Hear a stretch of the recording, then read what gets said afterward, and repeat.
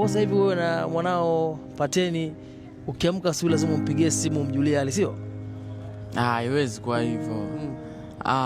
Kwa sababu unajua sisi ni wanaume. Wewe unaweza uona rafiki wa hivyo, wewe ni rafiki wa hivyo tu asubuhi tu umeamka umpigie mtu simu. Siku ile ushikaje tu kwamba bana sina kwaje mwanangu bana mchongo ni gani? Kuna zile mimi nazungumzia kwenye masuala ya michongo. Michongo mimi labda michongo Okay? Yeah. Swala michongo. So far unaona kabisa kwamba kile ambacho kilikuwa kinaendelea baina yako na Pateni kuna mambo fulani ambayo ni kama alikuwa haendi sawa.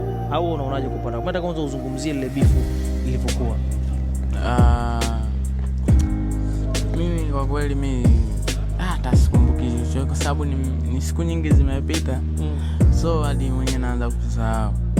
Umeanza kusahau bifu? Unaonekana una moyo mkunjufu sana rafiki yangu, sio? Mimi mwenzako mimi ni mtu ambaye unanikosea hapa. Nikifika pale naanza kujisikia vibaya. Hivi kweli nimegombana na huyu? Hatari sana. Na nadhani kabisa kwamba ufalme wa Chino